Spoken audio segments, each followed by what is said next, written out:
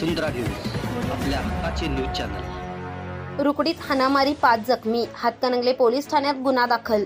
धनगर समाजातील 2 गटातील जुन्या वादातून काठी कुऱ्हाड घेऊन मारहाण केल्याने गणेश शिवाजी जोग, अरुण शिवाजी जोग, आकुबाई यशवंत शिनगारे, रुपाली काशीनाथ शिनगारे, सानिका मंगू शिनगारे हे 5 जण जखमी झाले। यातील शिवाजी जोग आणि अरुण जोग राहणार मानगाव हे गंभीर जखमी झाल्याने त्यांना कोल्हापुरातील खासगी रुग्णालयात दाखल करण्यात आले आहे। याबाबतची तक्रार हातकणंगले पोलीस ठाण्यात दाखल झाली आहे।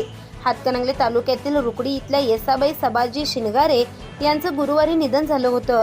रक्षा विसर्जनाचा कार्यक्रम आज शुक्रवारी सकाळी 10 वाजता गणेश नगरमध्ये सुरू होता। यावेळी वृषभ म्हाळू शिनगारे याला आपल्याकडे बघण्यावरून मारहाण करण्यात आली होती। सकाळी 10:30च्या दरम्यान रक्षा विसर्जनासाठी मयत येसाबाईचे भाऊ अरुण जोग आणि गणेश जोग हे मानगावहून आले होते।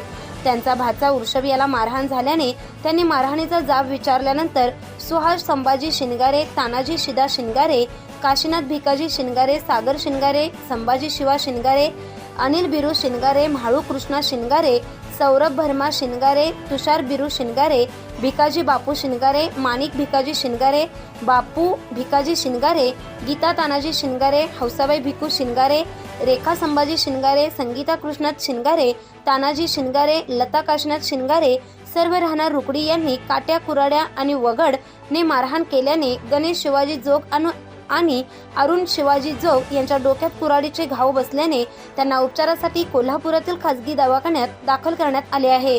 तर आकुबाई यशवंत शिनगारे, रुपाली काशीनाथ शिनगारे या तिघींच्या हाताला मारहाण झाल्याने जखमी झाले आहे।